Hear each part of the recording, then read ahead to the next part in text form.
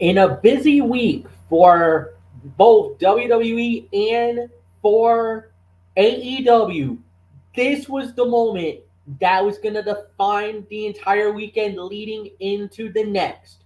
For SmackDown, Roman Reigns running roughshod over SmackDown Live has now caused the crosshairs of a New Day King as Xavier Woods was looking to extract revenge after his fallen Conrad went down thanks to the Tribal Chief and the Bloodline. On SmackDown Live, all the tales were leading towards Survivor Series and the battle wages on.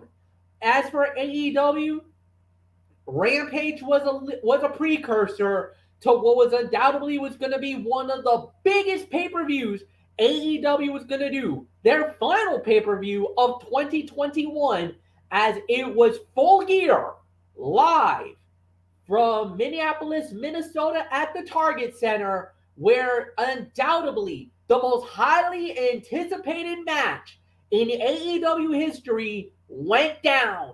Kenny Omega putting the world title on the line against the heart, the soul, and the fan favorite, the Hangman, Adam Page. A 2-year journey. Could it finally culminate with the Hangman doing some cowboy shit, getting to the world title? Or will the number one man in the PWI 500 of 2021 rise to the occasion again and prove why he is all elite? Welcome everybody to the Cerebral Smack Talk Sunday Night Edition. I'm going to have Michael Fletcher alongside Anthony Floyo and Michael Bullock. And gentlemen, let's go. As my good friend Pat McAfee would say. And we started off, guys, with SmackDown Live. That went down on Friday night. And with that said, we started off with SmackDown, and it was the Women's Survivor Series team that was in the house. It was it was Sasha Banks, who is indeed the captain, Aaliyah, Shotzi, Natalya, and Shayna Baszler, and a little bit of a little brouhaha ensued. Then on top of that, a major breakdown happened as Naomi showed up, trying to get into the face of I'm sorry, I'm so excited that I kind of lost my train of thought for a moment. Okay, I got it. Basically, what happened was Sonia Deville announced the Survivor Series squad, and Shotzi kind of got into it with Sasha Banks, so they had to be separated. Then Naomi comes out to pick a fight with Sonia Deville over, well, there could be a number of factors. A, why she wasn't selected on the Survivor Series squad. B, all of the bull crap that Sonia was doing to Naomi. Whatever. It broke down, getting into a 6-woman tag. Next thing we know, we had Sasha, Aaliyah, and Naomi versus Shayna Baszler, Natalya, and Shotzi.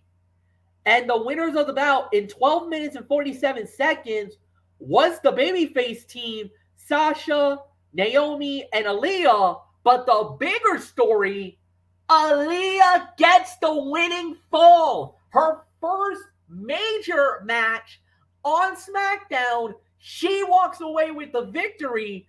So, all right.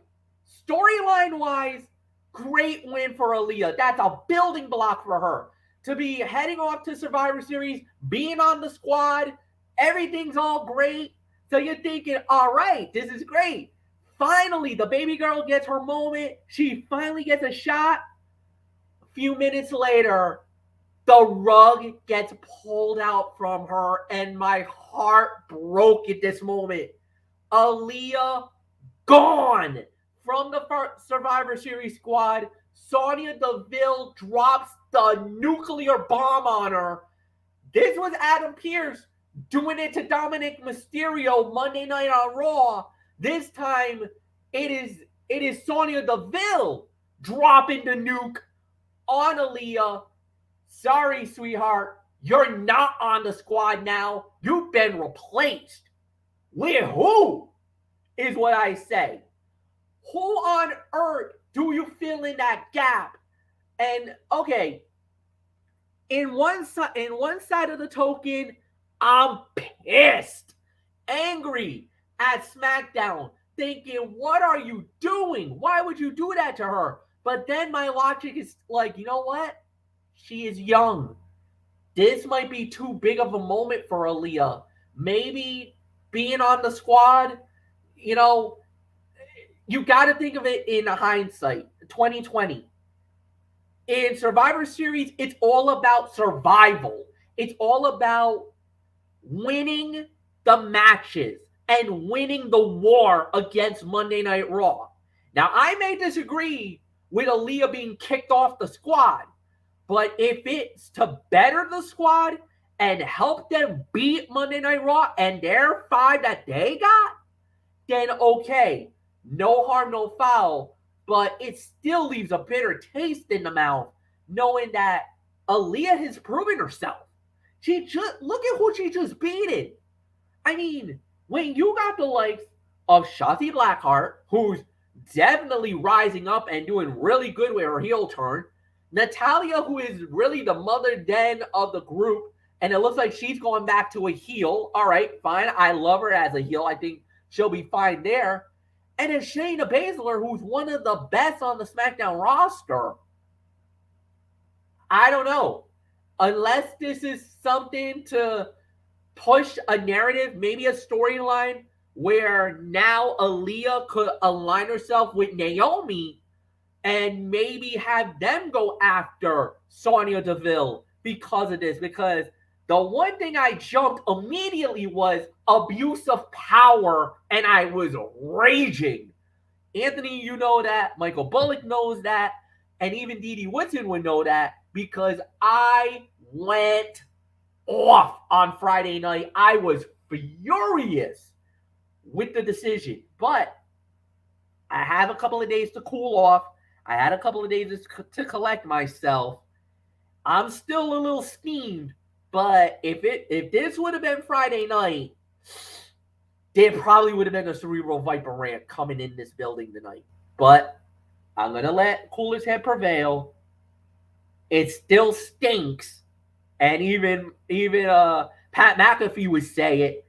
That was a stooge-like move. But great way to start the show. Interesting to see how they do it. Anthony Florio, this was a 3-star bout, at least 2.5 to 3 for the match at 12:47. But my goodness, I mean, you want to talk about a major storyline heading into Survivor Series.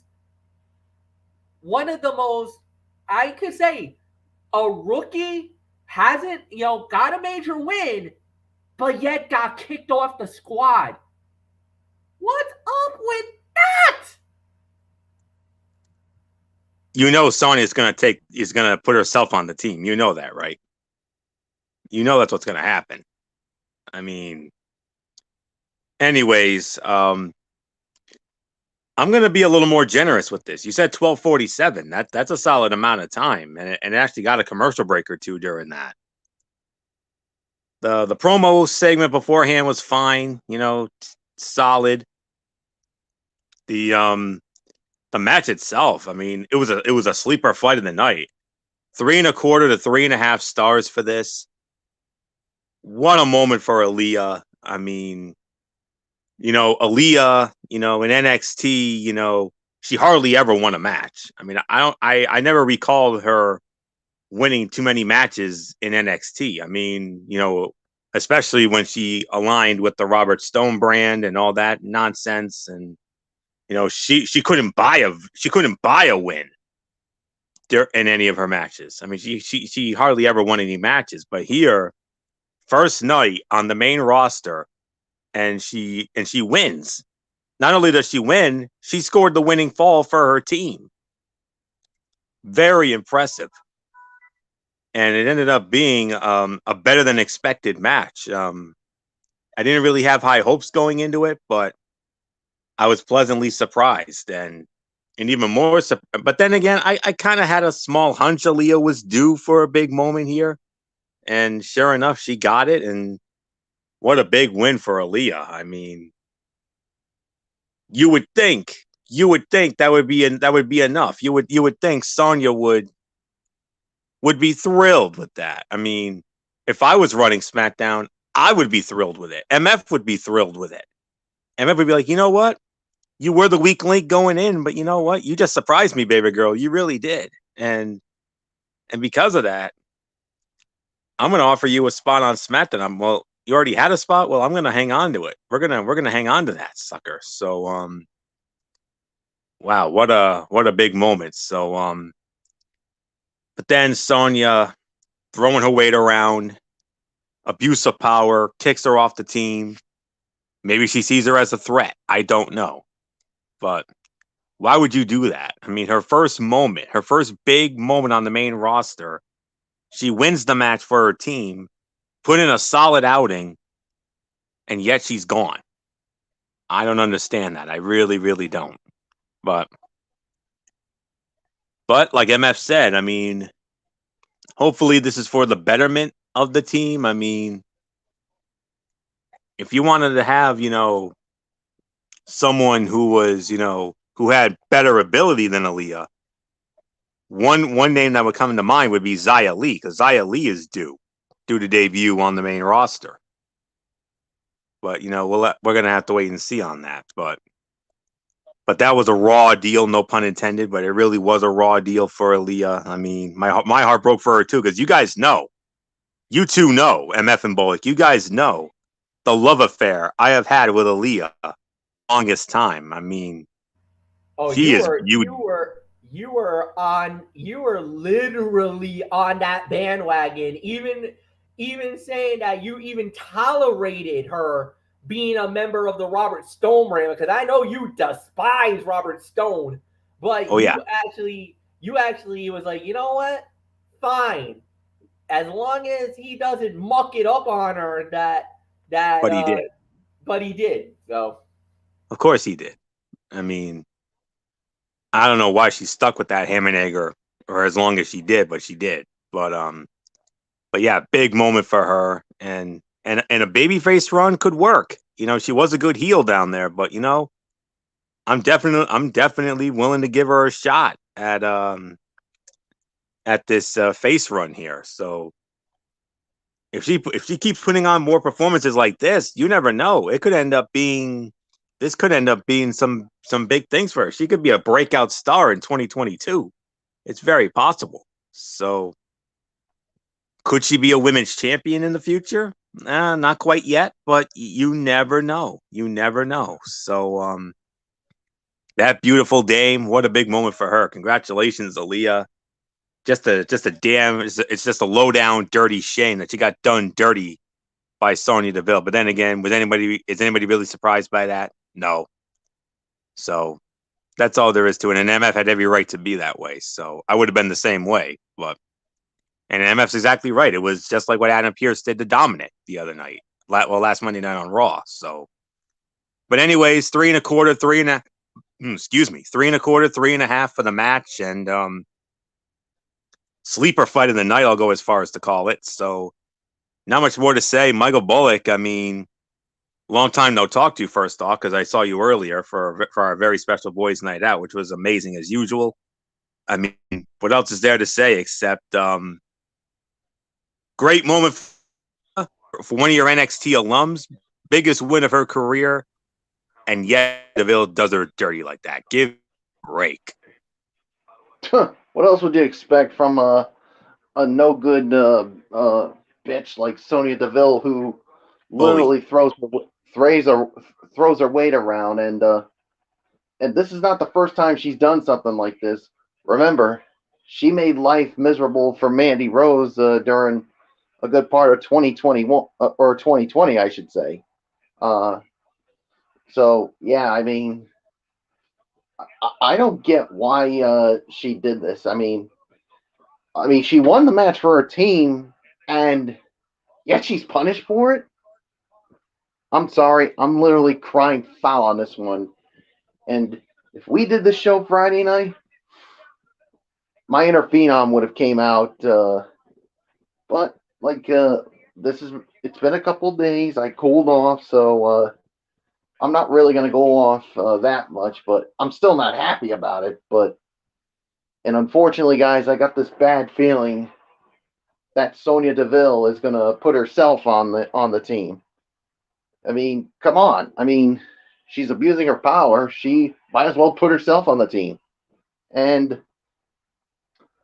I think of another reason why she kicked her off. Because of she's probably close to Naomi. And we all know what's going on with Naomi and Sonya. So and if you kind of think about it too, before Aaliyah got the winning pin, who helped out that led and predicated Naomi to Aaliyah? Yeah, she clotheslined Natalia. So maybe that's why. That's a very good point, Michael Volek. Very astute there, prosecutor. You definitely brought some very good evidence to the jury. So yes, I mean that's another point that we should have thought about. Yes. Exactly. And I mean, yeah, but it's still a damn shame it came to this point. I mean, I feel bad for the young girl. The biggest win of her career, and just like that, it gets. I don't know about you, Fletch, but it's almost like it was all for naught. I mean, nobody's going to remember the victory that she picked up for the team because she gets thrown off the team.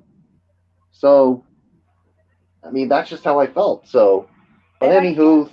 I can't believe Adam Pearce has not overruled Sonya on this. He actually let this happen? I mean, wait a minute, Pearce. Don't you have authority? Aren't you an authority figure? Don't you have any say in this? I think I think this is a Raw versus SmackDown thing because remember during the draft, who announced the picks for Raw? Adam Pearce. And who announced all the picks for SmackDown? Sonya. Need I say more?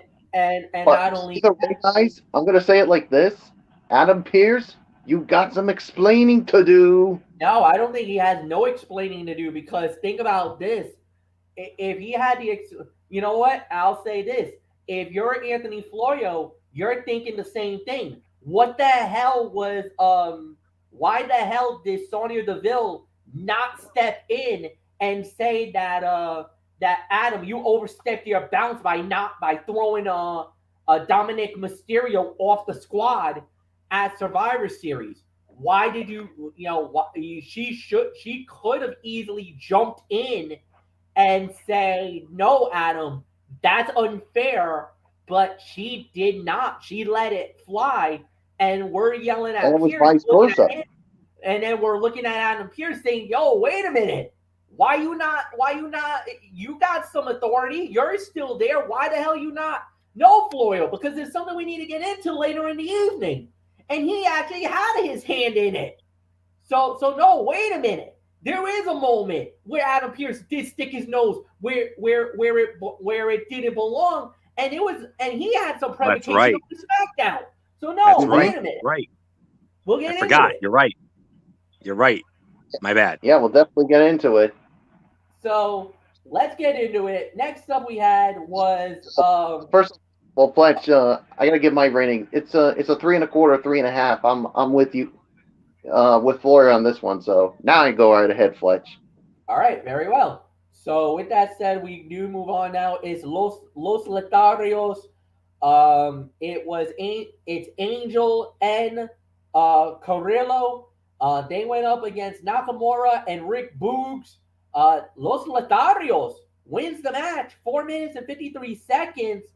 Anthony Florio, Los Letarios, Angel Garza, and Alberto Guerrero, they are starting to rise up the ranks in the SmackDown division, man. That's already 2 wins in a row for them.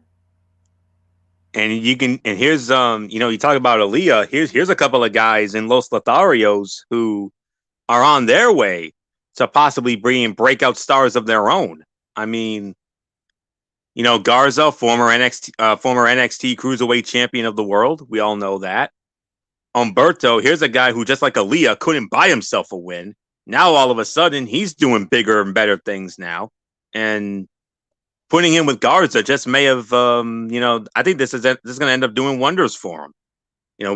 I've been wanting to see Humberto finally get that breakout moment. I mean, I still consider him the best man to never win the Cruiserweight Championship on 205 Live. I mean, he should have had at least a run with it. He really should have. But this is a young man who I've been wanting to see do big things, and look at that. Just he's got some. I mean, Los Lotharios. I mean, it started at the tail end of their Raw tenure, and now they get drafted to SmackDown, and they're already doing big things. And there's no doubt about it. I mean, yes, they're a heel team, but you never know. I mean, could sometime next year these two become SmackDown Tag Team Champions?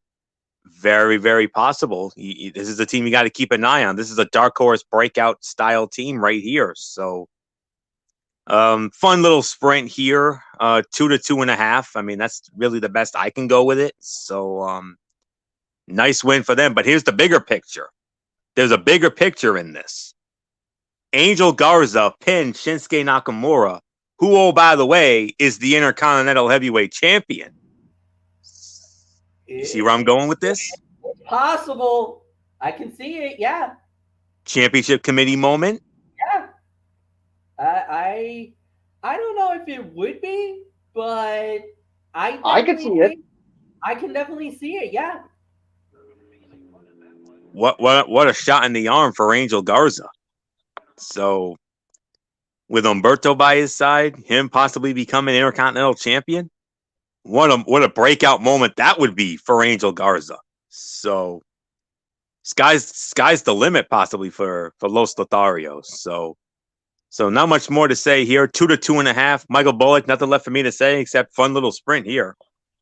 Yeah, 2 stars is my rating for this match. I mean, it was a fun little sprint, and yeah, I mean, I could definitely see Angel Garza challenging Shinsuke Nakamura because, I mean, look, you did pin the Intercontinental Champion, so I think it's worthy of a championship committee moment. So we'll wait and see where they go with this. So there's really nothing more to say. So Fletch, it is yours. Yeah, you guys are making some very valid points here, especially for Angel Garza. He now puts himself in line to be the next man that could be fighting for the title, the Intercontinental Championship. So yeah, so far so good, and yeah, I could say about 2.5 stars, no doubt about it. Solid match. Next up we had was a promo segment by Charlotte Flair, interrupted by Toni Storm. Toni tried to call her shot to try to get an opportunity at the SmackDown Women's title, and Charlotte said no. So that ain't happening. At least it didn't happen on Friday night. Maybe after Survivor Series, possibly it's gonna happen, because she was trying to cut a promo on Becky Lynch. It was all right, Michael, but like we don't need to get into it. I want to, and here's a point that I mean, Toni Storm, I think, made a very interesting point. I mean, Becky Lynch has been defending the SmackDown / Raw Women's title, while Charlotte's been, she's had some title. Well, let's just say Becky's been defending it more than Charlotte. Yeah. So that's why Toni Storm was trying to say, hey, why don't you man up and try to be like Becky Lynch and put the title on the line against me? And Charlotte, being the typical heel bitch, is like, nah, I'm not gonna do it. So, I mean, that's all I wanted to make a point on that. All right, no doubt about it. So here we go. Next up we had was Sami Zayn versus Jeff Hardy. Now this had very high stakes. This was very high stakes, and here's the reason why. Because of the fact, earlier in the evening, Von Wagner from NXT 2.0 was on SmackDown with Adam Pearce, and Sami Zayn, was being his smarty little self and was talking about, I guess there was a moment where him and Jeff Hardy got, had a backstage thing earlier in the evening. Sammy's like, you know what? Jeff doesn't need to be on the squad. He'll be a liability. Me as the captain of the team. We don't need Jeff Hardy. Let's get rid of him. Adam Pearce is like, all right, well, here's the thing. We'll have a match, Sami Zayn versus Jeff Hardy, and the loser of the team is off the Survivor Series squad. So the match happens.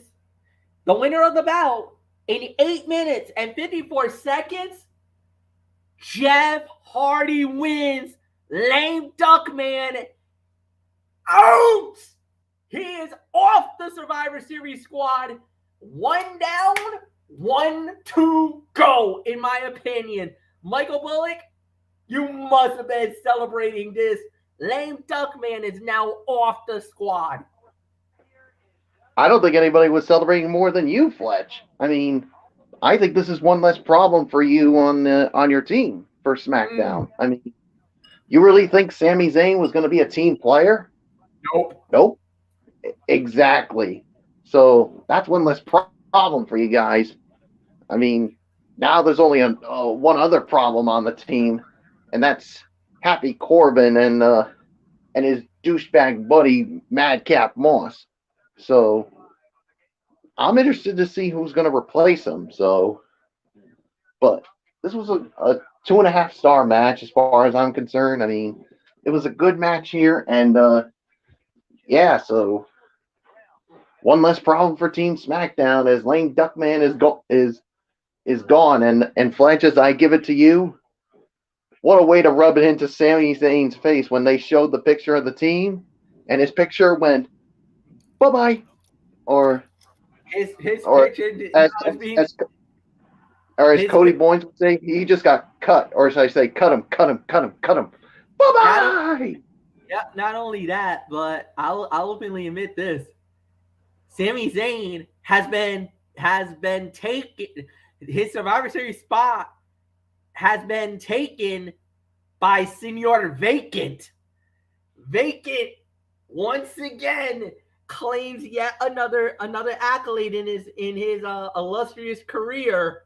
He's won so many titles: WWE titles, World Heavyweight Champion, Intercontinental Champion, United States Champion, was one half of the Tag Team Champions, and now Vacant becomes the newest member of Team SmackDown at the Survivor Series. Well, wait, only for 1 week. I hate to say this, Vacant, but you're most likely going to lose the spot to somebody. So, to who? I don't know. I will tell you one thing for sure. I hope this turns out to be a better pickup for SmackDown. I mean, we got some guys now. We got Cesaro. I know a lot of people love to see Cesaro on Team SmackDown. If it's Cesaro, whoo, that's a lethal 1-2 punch. Him with, I mean, not only that, but you also got Sheamus on the squad, maybe Sheamus. I mean, he's a legit threat. He'd be a great addition to Team SmackDown. Or, I don't know. Who do you fill that void off of? I know one thing for sure. I'm excited. That's one less problem. That's one weak link we just lost going into Survivor Series. And now, Anthony, as it goes, this was about maybe 2.5, 2 3/4. But now you got to wonder, who is SmackDown going to get? Because, you are celebrating over the fact about you lost Dominic Mysterio and then gained Bobby Lashley. You have to be thinking in the back of your mind, they just got rid of Sami Zayn. That was a weak link that you were feeling maybe we could have easily exploited. Now, Are you nervous who they could possibly be? Who could possibly take Sami's spot now? Of course I am, especially if it's Cesaro.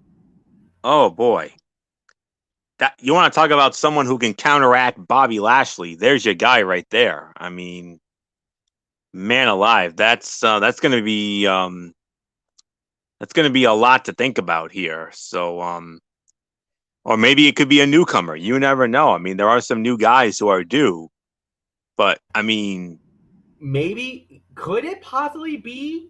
Now I want to say, Von Wagner was on SmackDown. Is it possible maybe Von Wagner from NXT 2.0?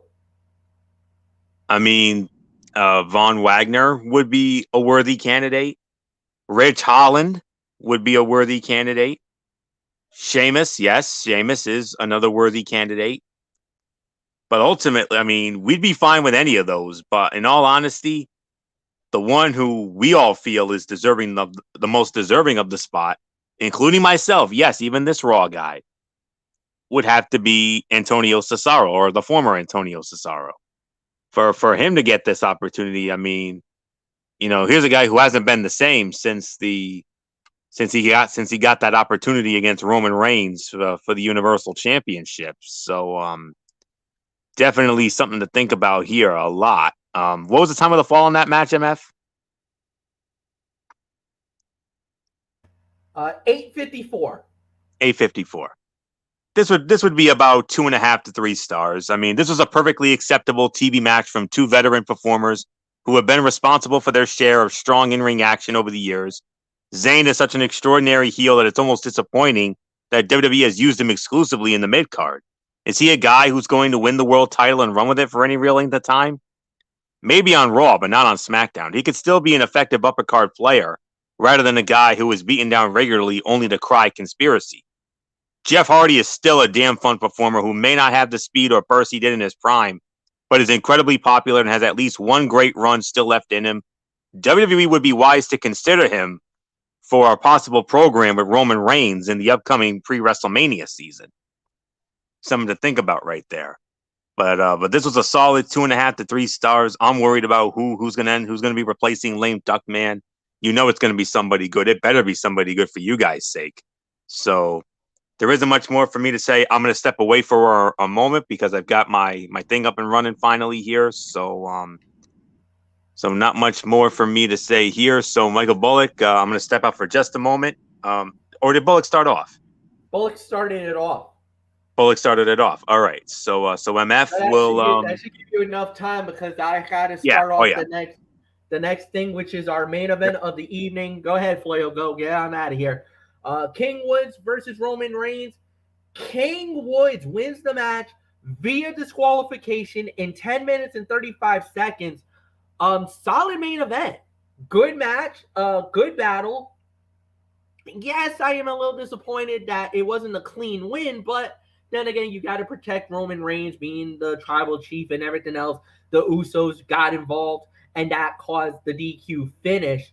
But the one thing I must say is that if you're King Woods, you just did something that not many people can say. And as a matter of fact, gentlemen, this was actually a 411 Mania, or actually a pro wrestling dirt sheet. King Xavier Woods is actually the first man this year to knock off Roman Reigns in a match.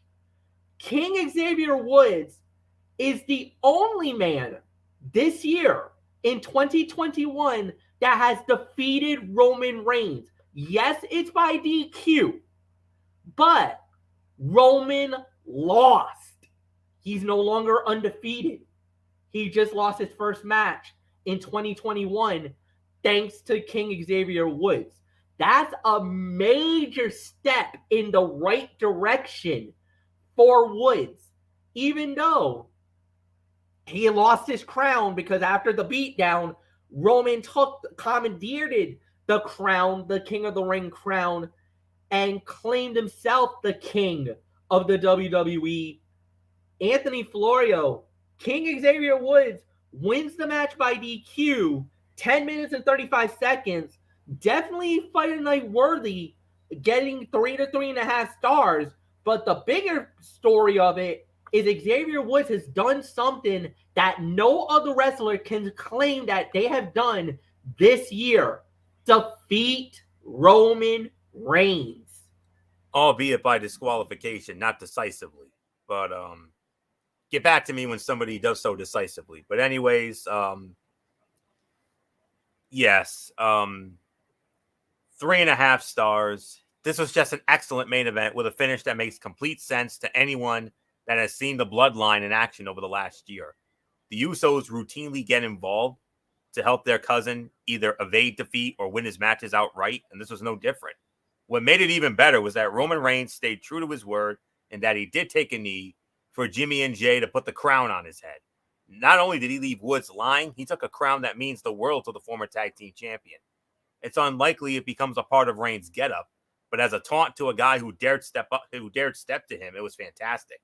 Speaking of great, Woods has been just that over the last 2 months. He has seized the opportunity this push has allowed him and is absolutely killing it. He went toe-to-toe with the top star in the industry Friday night and never once looked out of place. He had the fans at the Norfolk Scope in Norfolk, Virginia, believing in him down the stretch, and that is the sign of a babyface who can succeed. It would behoove WWE officials, given the lack of depth in the main event scene, to entertain the idea of a sustained Woods push, because that guy has absolutely proved such a spot is not too daunting for him. So 3.5 stars for this. So not much more to say. Michael Bullock, it is yours. Yeah, 3.5 stars. I mean, yes, even with that clunky finish there, but yeah, I mean, Roman did take a knee all right, but for Jimmy and Jey Uso to put the crown on him, so I mean, it looks like the crown is now his, and he is now the true king of WWE. And in King Woods, he's going to want his crown back, but the thing is, does he really want to do it after what he just experienced at the hands of the Usos? And because as long as the Usos are around, they're going to make sure that crown stays on him. So, yeah, so there's really nothing more to say. Fletch, it's yours.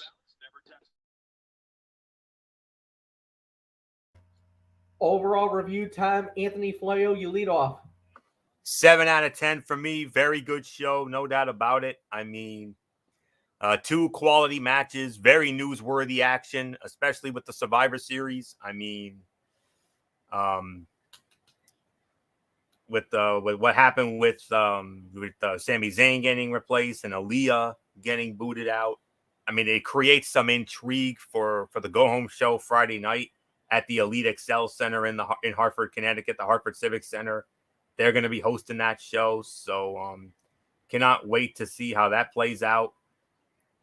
It's going to be very interesting to see who the replacements are going to be, and if Toni Storm will end up getting that title shot, because she wanted a shot at Charlotte in the title, and that could happen. I mean, I didn't really see anything that was not. I mean, yeah, okay, maybe one or so meh fight, but it was a well-built show. Definitely major storyline progression, major development and build towards Survivor Series.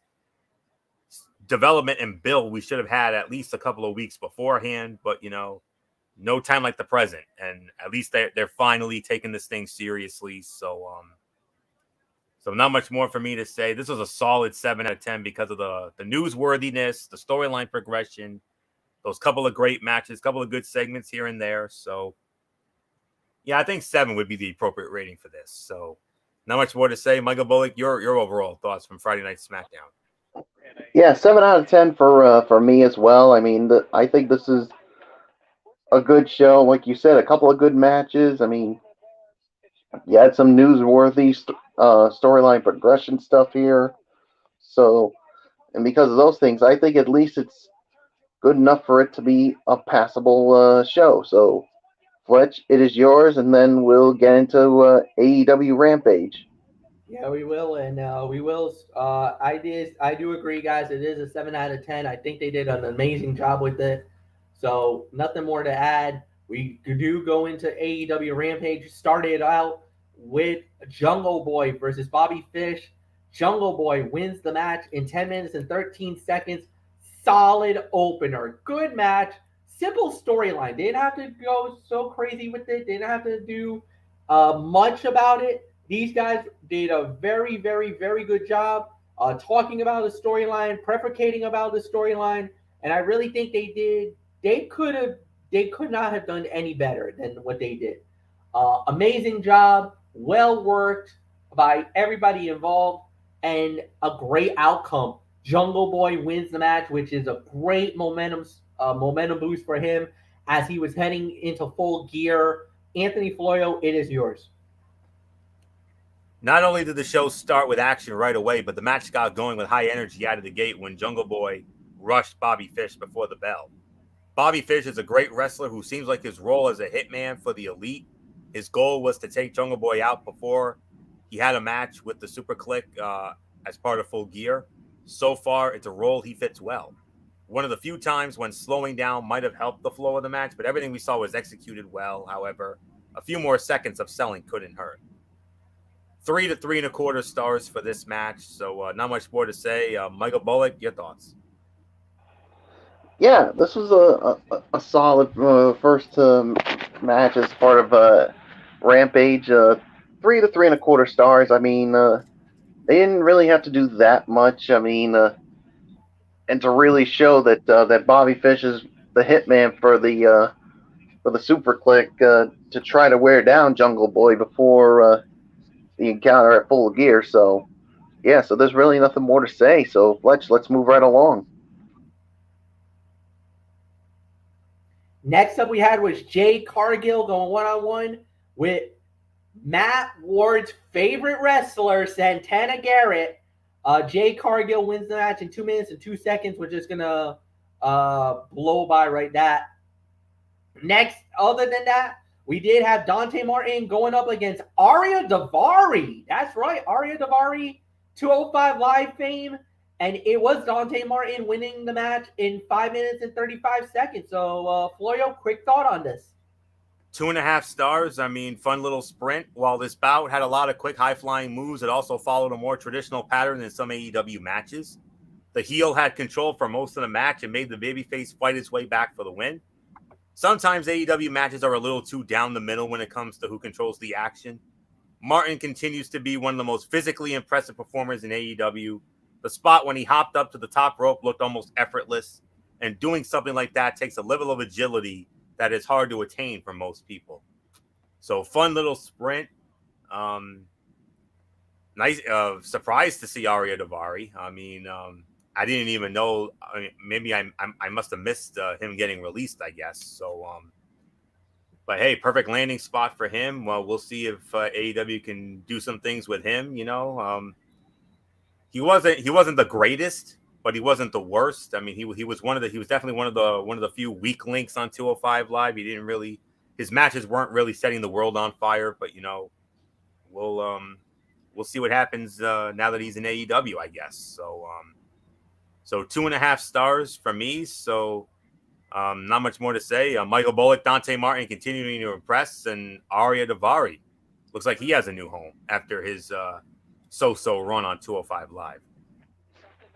Yeah, 2 stars is my rating. I mean, it was a fun little sprint here with these two. I mean, Dante Martin continues to be on the roll that he's on. So yeah, I mean, I guess there's really nothing more to add to it. So, Fletch, it's yours. Yeah, no doubt about it. 2.5 stars, solid match, no doubt about that. We're just gonna go right on along, and the final match of the evening was a lumberjack match, and it was Matt Hardy going up against Orange Cassidy. Matt Hardy wins the match in 10 minutes and 24 seconds. Michael Bullock, it's yours. A solid main event here. I'll give this about maybe 3 stars is my rating for this match here. I mean, no surprise with the outcome here, but afterwards, you had all sorts of mayhem, and you had the Hardy brand went after the best friends and Chris Statlander, and obviously topping it off, the bunny with those damn brass knuckles, basically knocking out Chris Statlander with them, and that is and I'll tell you this, Fletch, the last thing the bunny, as crazy as she is, that she needs is a weapon like those brass knuckles. I mean, remind me to never get on her bad side whenever she has brass knuckles, because she's a bad bunny. No doubt about it. Because no doubt about it. Yeah, because if you cross paths with her, she may give you a little brass knuckles. Tell you. So, I'll say this to you, Fletch. As I give it to you, I'm not going to get on the bunny's bad side. So it's yours. Nope.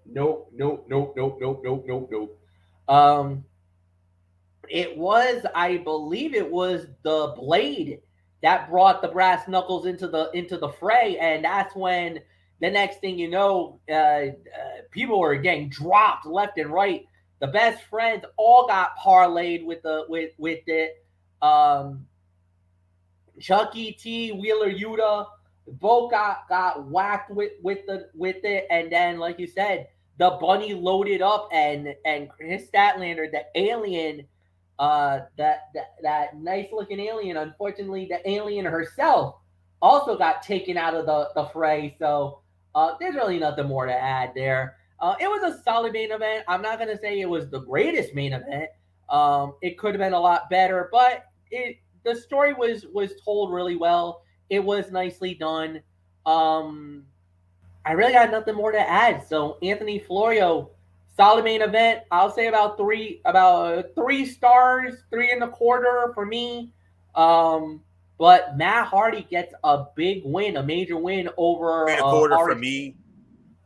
Yeah, I'm in that majority. Yes, so 3 to 3.25 stars for me. Lumberjack matches have always been tricky. They can be good, but it's a lot harder when you have so many people involved at ringside to focus on what is happening in the ring. This bout spent equal time focusing on the mayhem at ringside and what was happening between the competitors. So it walked that line right down the middle. The bout had some fun moments, but ultimately fell a little short of being the big blow-off match that should have been for this feud. Another stipulation probably would have been a better option, but it's hard to say which one would have worked best for these two guys. 3.25. So not much more for me to say here. Overall review, and MF, you started off. 7 out of 10. I gotta give it 7 out of 10. It wasn't the show that blew us away. It wasn't the best AEW Rampage at all. It was solid. It was good. It served its purpose. This was the final push for Full Gear, and I think they did a serviceable job. I don't think it was, like I said, it wasn't the greatest performance in the world. It wasn't the greatest show in the world. They did a good job. They did a solid job. That's all it needed it to be. Nothing more than that. And for me, honestly, they did a solid job. They did a good job. They did a solid performance. So there's really nothing for me to add. So Anthony, 7 out of 10. What says you? Yeah, 7 out of 10 is right. I mean, it served its purpose. It did its job, to get us ready for the Full Gear pay-per-view. And, you had two good matches, one fun little sprint, and a Jade Cargill squash. No comment there. That was a meh dud. So other than the Cargill thing, that definitely took it down a peg. If that didn't go down, maybe it would have been a little higher, because the other 3 matches were all solid to good. I'm not going to say anything was overly great. The closest thing would probably be the Jungle Boy and Adam and Bobby Fish match, but 7 out of 10 for me, served its purpose. Not much more to say. Michael Bullock, let's get into your overall thoughts, and then we'll get into Full Gear from last night.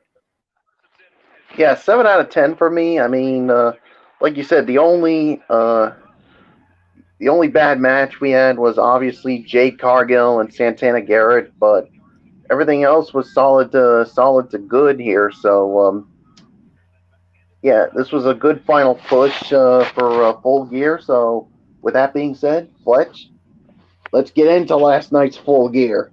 We started it off with the pre-show match as it was Hikaru Shida and Thunder Rosa. They went up against Jamie Hayter and Nyla Rose.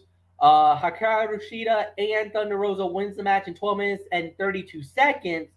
But now to the main card, MJF versus Darby Allin. MJF wins the match 22 minutes and 6 seconds. This was a pleasant surprise. I could not believe how the show started. Now, we knew this. Did we have any high hopes for the match? Most likely not. But this was damn good. I was thoroughly impressed with this fight. I gotta say it, 4.5 stars to start it. This was by far the sleeper fight of the night by a country mile. Never thought in my wildest dreams that this match was going to be any good.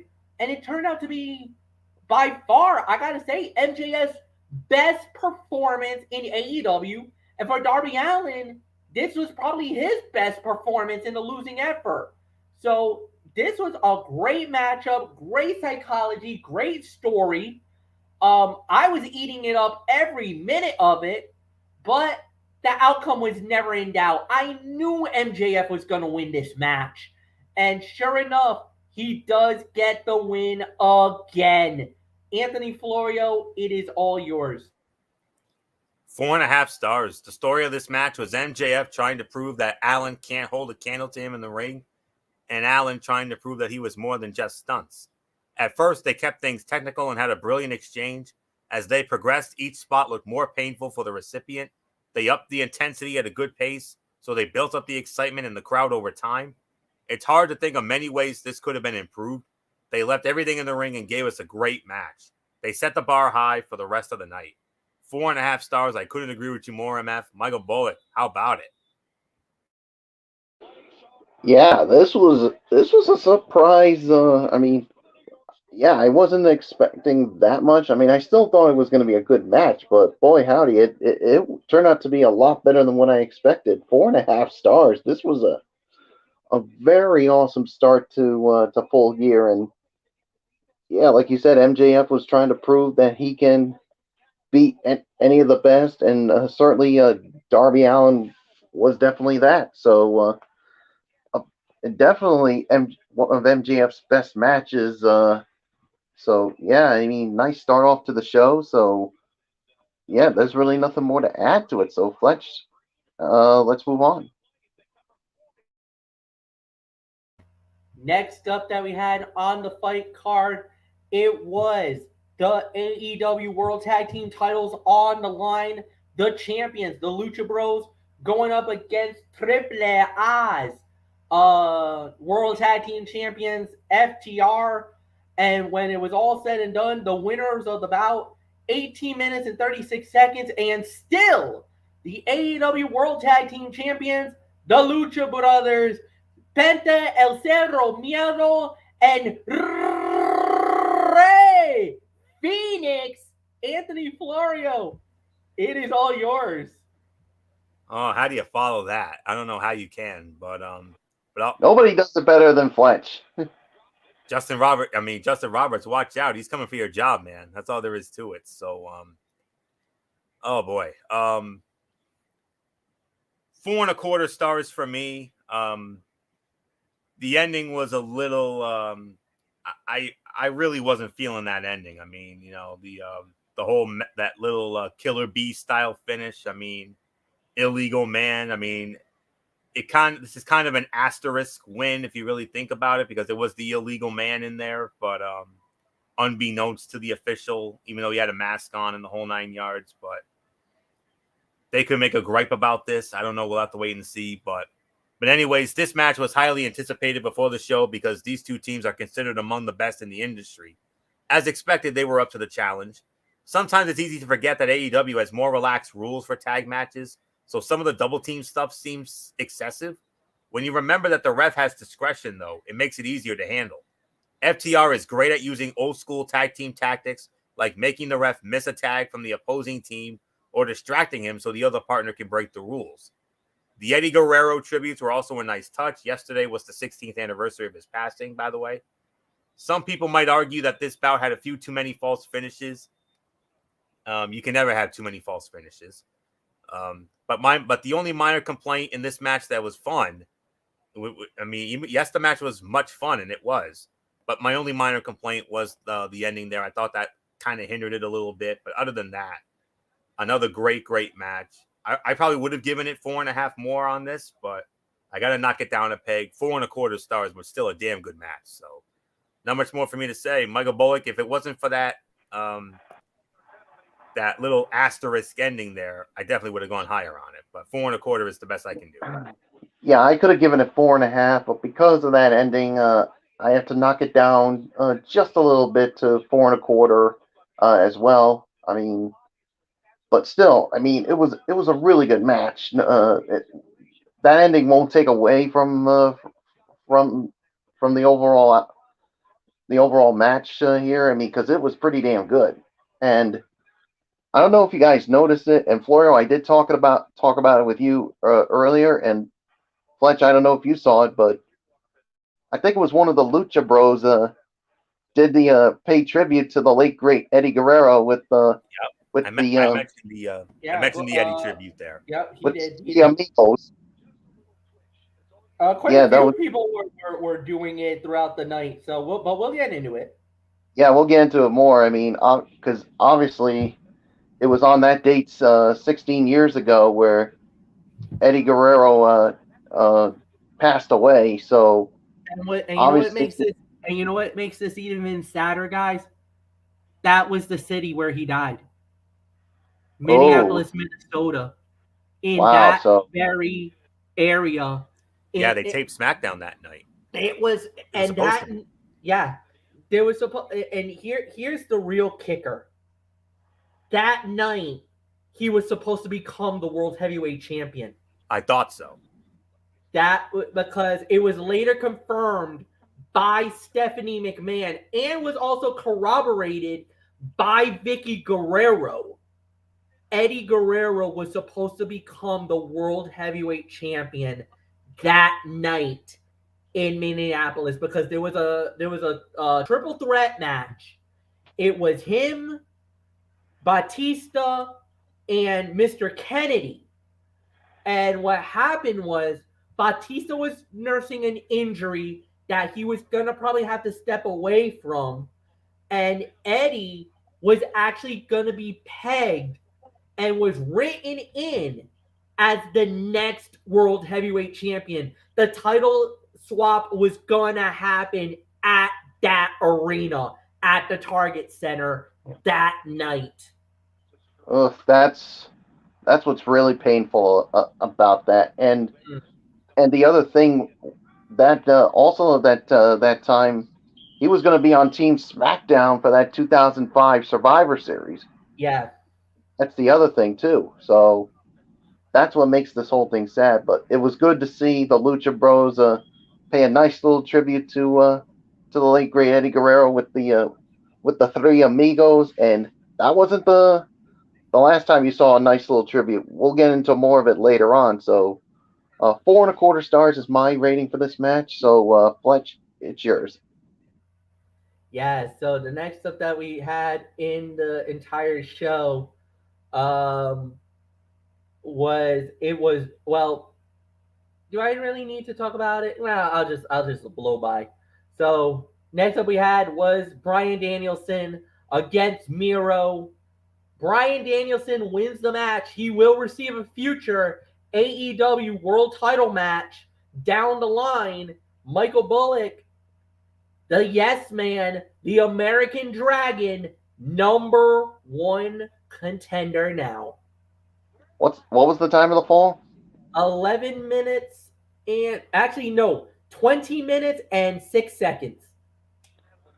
Yeah, this was another solid match here. I mean, we did see a little bit of it in WWE with these two, but we saw more of it, especially in the singles match here. So I'll give this about maybe 4 stars as my rating for this match. I mean, the outcome to me was never in doubt. I mean, I think you knew Bryan Danielson was going to be win this and be the next in line to challenge for the AEW World Title. So, but think of the outcome. I mean, Bryan Danielson against either Kenny Omega or Adam Hangman Page.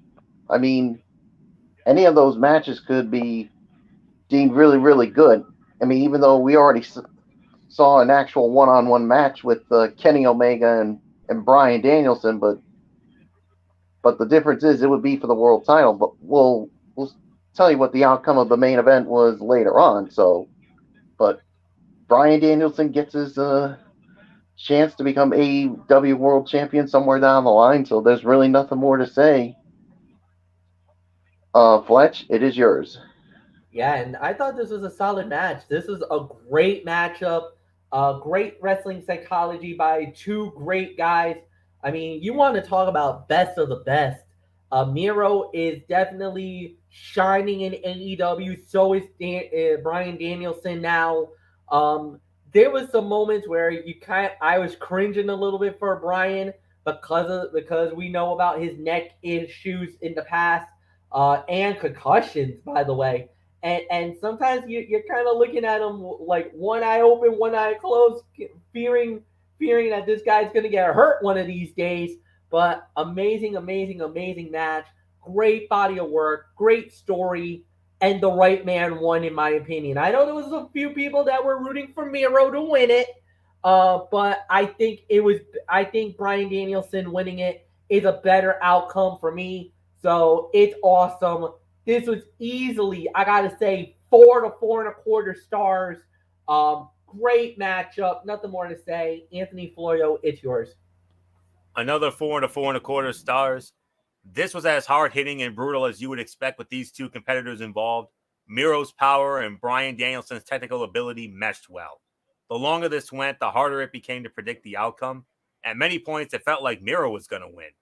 While it's hard to say whether this was Danielson's best match in AEW, it might be safe to say that it was Miro's. Finding fault in this match would be difficult for even the toughest critics. If you don't like to watch two guys beat the hell out of each other, why are you watching professional wrestling in the first place? 4 to 4.25 stars is the correct rating for this, no doubt about that. Right outcome indeed, no surprise. And now question is who will the former Yes Man face? Well, only time will tell. But for right now, 4 to 4.25, biggest win of Bryan Danielson's short AEW career in MF. You never know; it could lead to an even bigger win when the time is right. Yeah, it could. We'll wait and see. Next up, we had was the 6-man tag team Falls Count Anywhere match, as it was the Young Bucks and Adam Cole, the Super Click. They went up against the Jurassic Express and Christian Cage. Jurassic Express and Christian Cage wins the match 22 minutes, 35 seconds. This was a hard-hitting, bruising, in your face, kick your butt type of a Falls Count Anywhere. This went all over the place. And I believe, and the thing is, I was fearing the Super Click was going to win this. They had Brandon Cutler, they had Michael Nakazawa, the Stooges out there, and even them wouldn't been enough. You saw the ending, devastating way to close the match. Jungle Boy gets the ultimate revenge by doing a concerto on Matt Jackson. Oh my word! And that concerto, one of the most devastating I've ever seen in my life. Great win for Jungle Boy, getting a measure of revenge. Hopefully this is the end of that rivalry, and now Jungle Boy can go back into, being in a major, try to become a contender, maybe to fight for the TNT title or even for the world title now. Who knows? We'll wait and see. But Solid match. Another 4.25, 4.5 star match. Anthony, it's yours. 4.5 stars for me.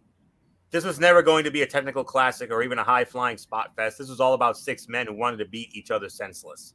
Bouts like this are hard to manage. Planned spots have to be part of it without looking too choreographed and allowing space for improvisation. They did a great job making everything flow, but there were times when some big spots weren't sold for as long as they should be. Luchasaurus might have been the breakout star of this match. He had several standout moments and performed unique spots with all of his opponents. He and Jungle Boy also had some good double team moves along the way. Overall, this was a good match that left a little room for improvement. So I'm gonna take it down to about 4.25 to 4.5. Some of the stuff with Brandon Cutler was a bit much, but it always is. So but Luchasaurus though with that shooting star press, I mean that was epic. The concerto, wow, all I can say on that. Nice touch with Jungle Boy getting the win. So 4.25, teetering on 4.5 for this. Another fantastic match. Michael Bullock, oh boy. All I can say is, I mean, we talked about it earlier. I mean, I know the standout spot to you was what Christian Cage did. Oh yeah, that was to me the ultimate standout with what Christian Cage did, and yeah, part of me was a little worried that the other members of the Super Click were gonna get involved, especially those, like you said, those two Stooges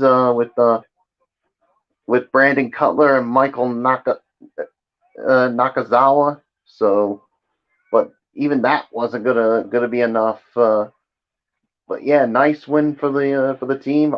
Obviously, I mean, you hope now the team now both sides can move on to bigger and better things. But we'll wait and see. So, 4.25 stars is my rating on this match. So, Fletch, let's move on.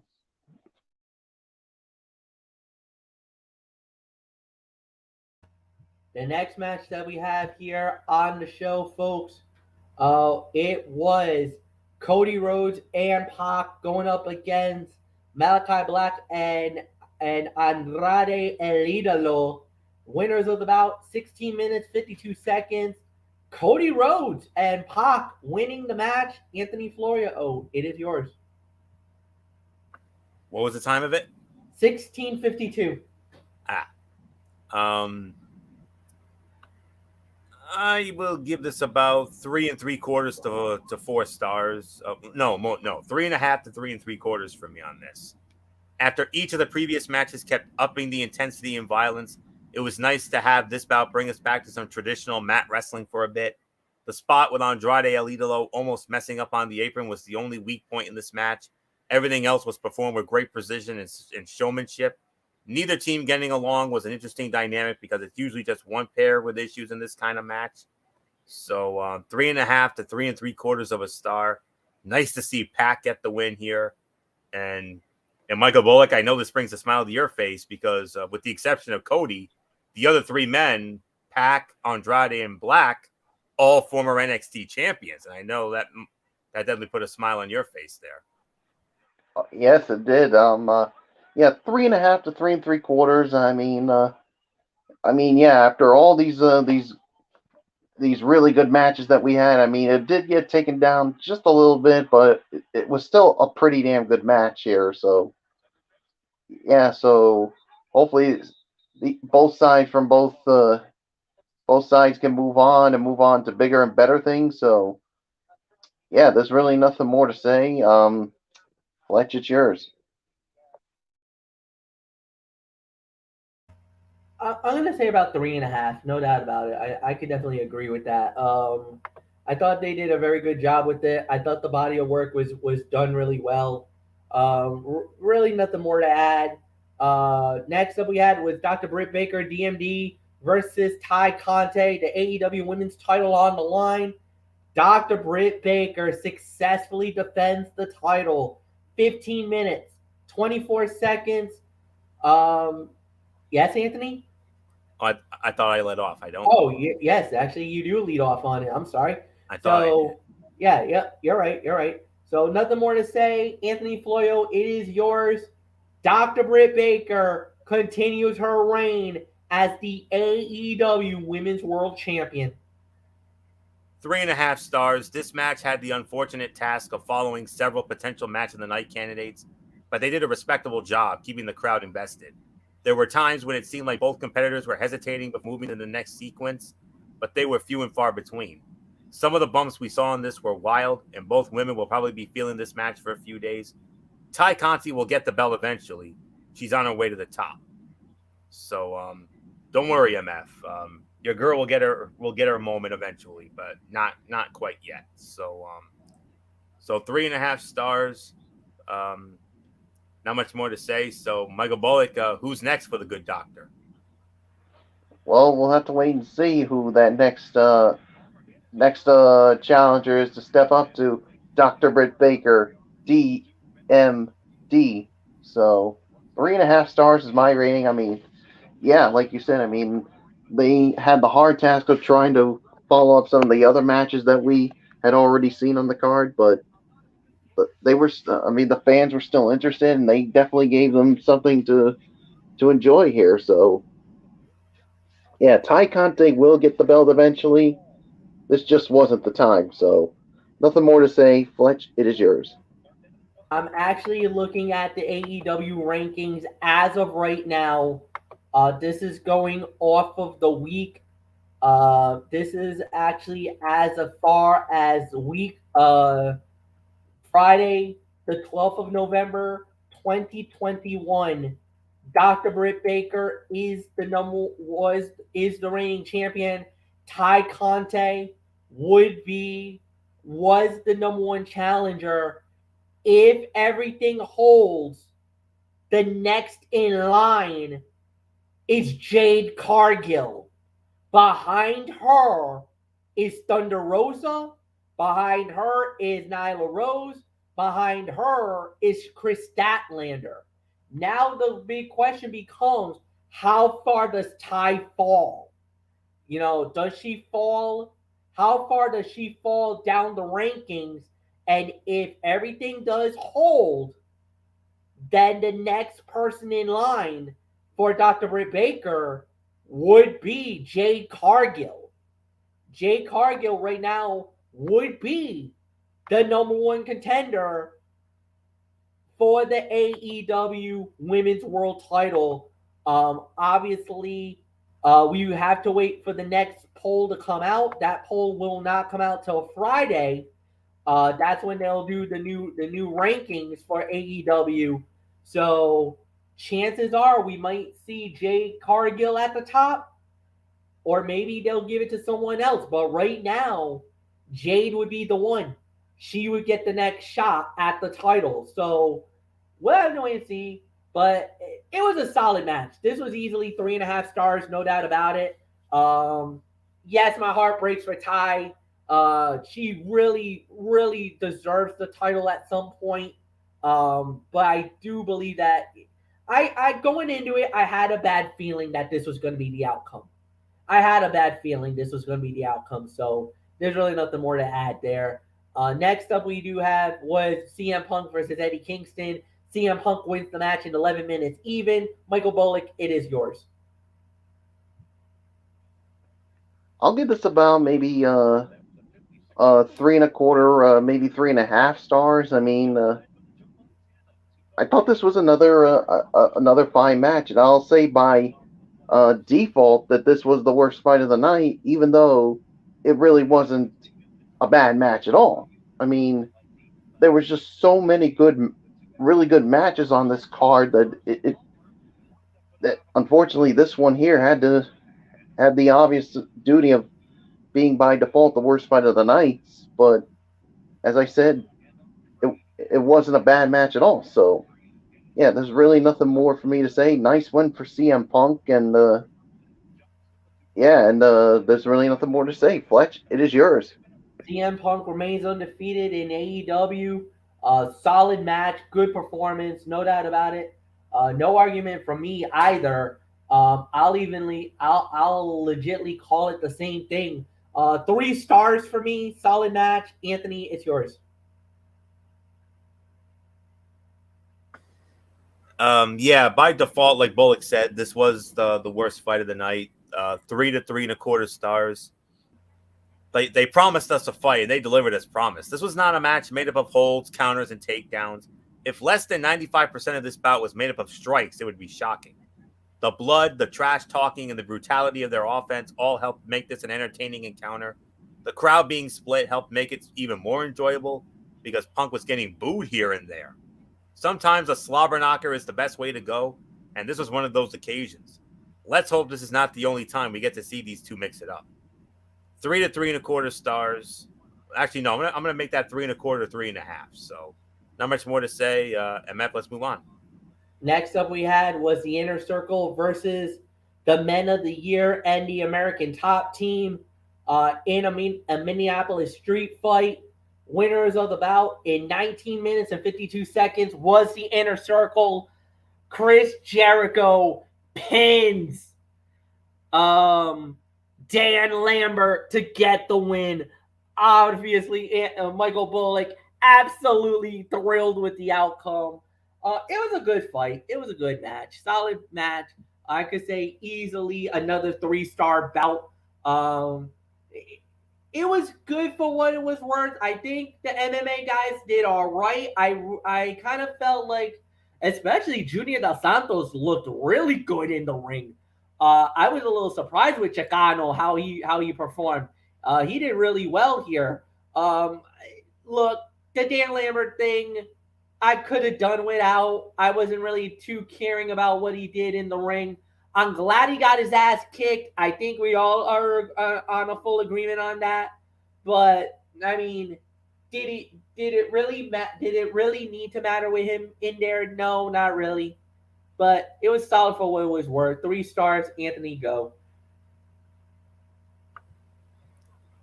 I think you underscored this one, MF. This was more 3.5.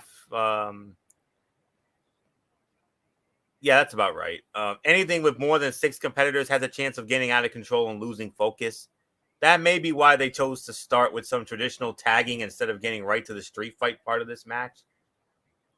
Andre Arlovsky and Junior Dos Santos did a good job adjusting to the pro wrestling style because they weren't asked to stand on their own. They had Scorpio Sky and Ethan Page to help make their team look good. The stuff with Dan Lambert is going to be hit or miss depending on your sense of humor. Even with him bringing down the match for some, everybody else picked up the slack along the way. It was great to see Santana and Ortiz back in the spotlight. They are one of AEW's best tag teams and have been out of the title picture for too long. The strength of this match was that Chris Jericho wasn't carrying the weight for his team. Everybody else did that while Jericho focused on his rivalry with Dan Lambert. In the end, this was a little more than a series of spots and short sequences. There was little to no storytelling because that is so hard in a match involving this many competitors. It was probably more fun for the live crowd than those watching at home. On a show with so many other strong performances, this bout fell just short of being on their level. 3.5, that's the best I can go. So not much more to say. Michael Bullock, maybe not the best, maybe not the most. Yes, it was an ugly match. You could say it was an ugly match for the most part, but at least we got the outcome we wanted. Dan Lambert getting his at the hands of Y2J, or the former Y2J, Le Champion. So, and how about the little Eddie Guerrero tribute to him that we talked about earlier? Yeah, that was another thing too. I mean, Chris Jericho, I mean, the nice touch to it. I mean, yes, I was happy that Dan Lambert got his comeuppance here, but I just love the way how Chris Jericho did it, paying tribute to a man who he has worked close with for a long time in Eddie Guerrero, and doing it by using the frog splash. And you could just see afterwards, after he got the pinfall, you could just see the emotion coming out of Jericho, and he basically pointed to the sky as basically saying, "This win was for you, Eddie. This win was for you." So, yeah, I mean, nice little tribute there by Jericho, a man who's known Eddie Guerrero so much from their days especially from their days in WCW. So, yeah, there's really nothing more to add to it. 3.5 stars. Yeah, there's really nothing more to say except Fletch. I give it to you. All right. And I believe that leads us to the main event and the match that we've all been waiting for. It was Hangman Adam Page versus Kenny Omega, the AEW World Heavyweight title on the line. The winner of the bout in 25 minutes and 35 seconds, and the new AEW World Heavyweight Champion, the Hangman Adam Page, Anthony Florio. The 2-year odyssey for the Hangman has led him to the title. He has done it. History made last night at the Target Center. History made at it in Minneapolis, Minnesota, and more importantly, there's going to be some cowboy shit now running in All Elite Wrestling. This was the fight of the night, no question about it. 4 3/4, teetering on 5 stars. I mean, what else is there to say? This is AEW's longest storyline. The saga of Kenny Omega and Hangman Adam Page goes back to the first few events AEW held and has continued in different forms for 2 years. The story has been one of Adam Hangman Page not believing in himself and forsaking his friends as they found their own championship success. But it has also been about former friends, redemption, and betrayal. It has been one of AEW's greatest triumphs. We knew these guys would be precise and hit all of their big spots. This match was always going to hinge on their ability to cap off this story in a satisfying and meaningful way. They stuck the landing, especially with the Young Bucks seemingly acknowledging that it was Page's time and choosing not to interfere. This was a great ending, a perfect ending to a near perfect pay-per-view. 4 3/4 to 5 stars. Cowboy shiz, absolutely. And how fitting is it going to be that this upcoming Wednesday night on the next Dynamite, the Fallout from Full Gear, it's going to be in Hangman's home state of Virginia. He's from Aarons Creek, Virginia. It's going to be in Norfolk, Virginia. Not the Scope, another arena in Norfolk, Virginia. And you better believe there's going to be a celebration, a party of some sort. I hope that they'll give him the time to, I'm sure they're going to dedicate some time to him. They'll probably let him cut a promo, although after the event went off the air, he actually did give a speech after having that special moment with the Dark Order. And but what a great moment. And only the 4th AEW World Champion. He ends the longest reign of any AEW champion so far. Kenny Omega's run ends at 346 days, and the Hangman now gets his, and couldn't happen to a nicer guy. And the heartbeat of America, the heartbeat and soul of All Elite Wrestling. That is what the Hangman is. And he came up short against Chris Jericho a couple years ago, but back then he wasn't ready. Nowadays, he's damn sure ready and then some. And he is more than capable of taking that ball and running with that sucker. So there isn't really much more to say on that. So 4 3/4, teetering on 5 stars. Fight of the night. There's no question about it. And Michael Bullock informed me of something earlier when I saw him. He informed me that Kenny Omega worked this match with an injured shoulder.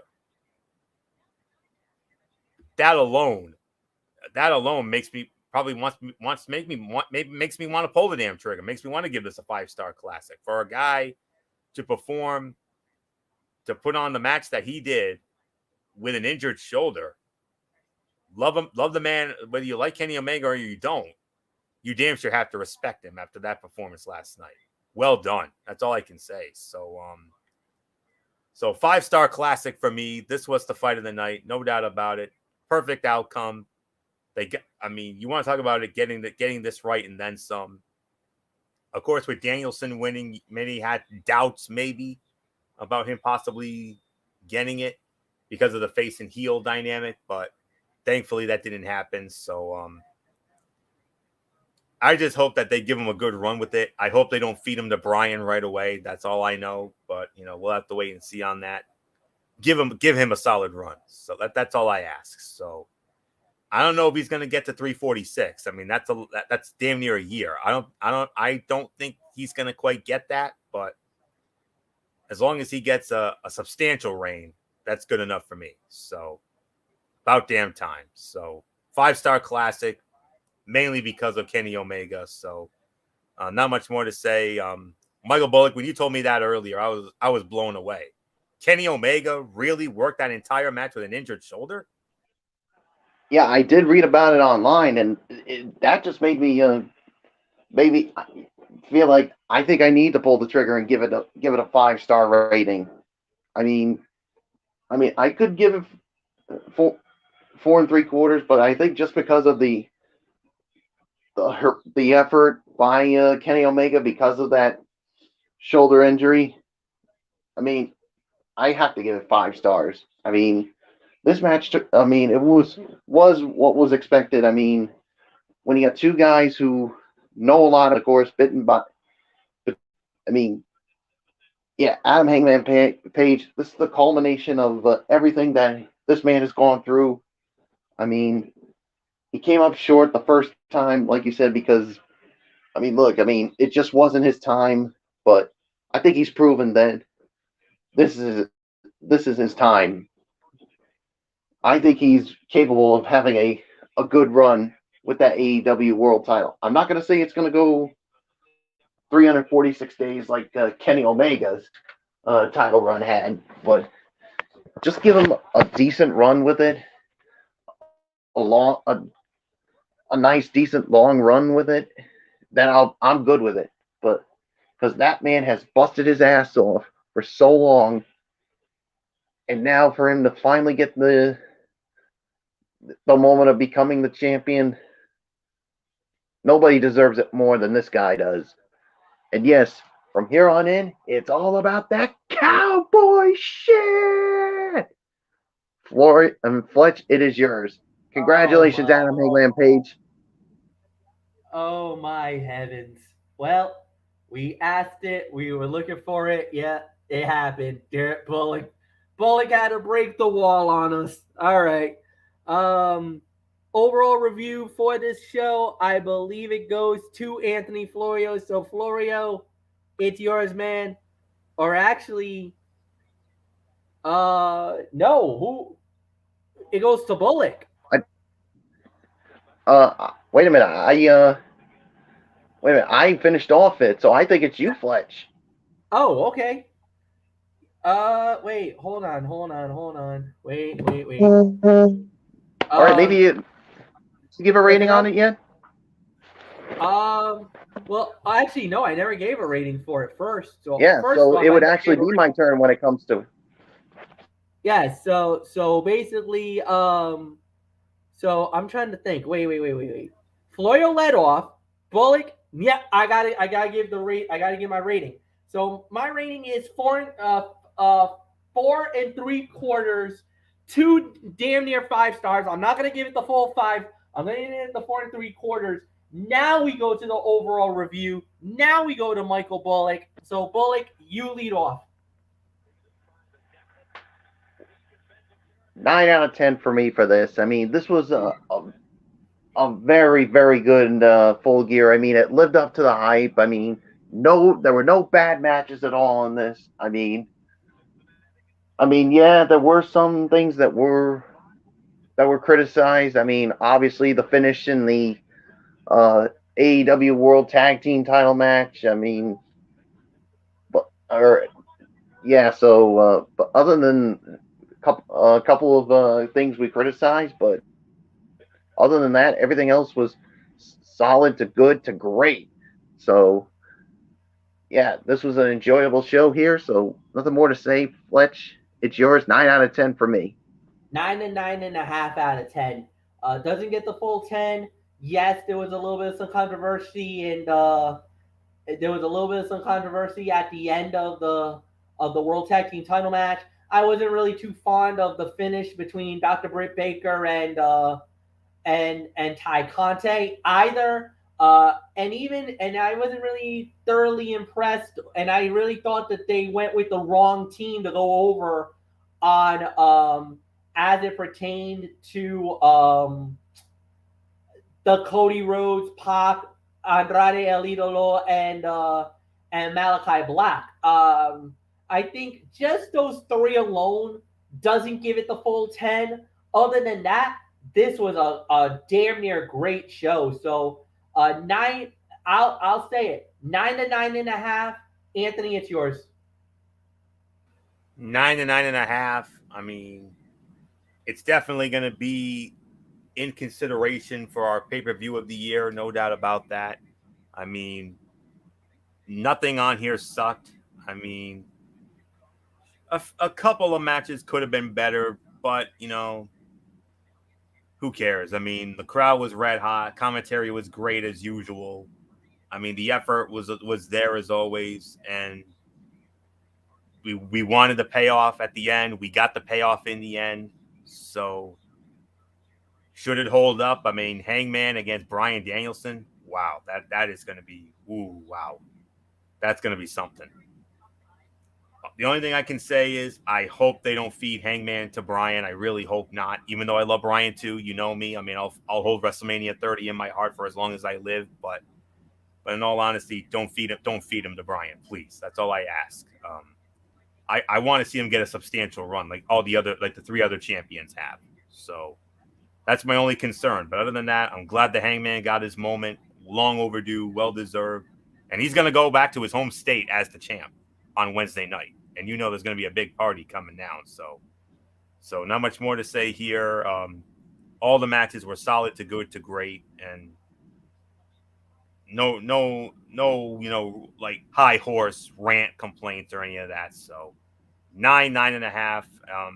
It's going to be one of our pay-per-views of the year, one of our nominees, if you will, when we get to our year-end review show at the end of the year, coming around the corner. So not much more to say. MF, let's put a bow on this long night. Yeah, we're done. So tomorrow night is Ridiculously Raw, hosted by Anthony Florio. He's gonna have it all. So Raw, 205 Live, and Impact. Then from there, we're focusing on the future, and then we're just gonna move right on along. Dynamite and NXT on Wednesday, College Football Thursday, Cerebral Smack Talk back on Friday, NFL Saturday. We're back to our usual schedule. So guys, thank you as always. And I believe this week is Survivor Series week as well, guys. So yes, it is. So we're gonna be doing it all over again, a little bit of chaos. 1 week from tonight, the recap of Survivor Series. So with that said, who gets the bragging rights? Yeah. So that's it, guys. So have a good night. We'll see you tomorrow for Ridiculously Raw.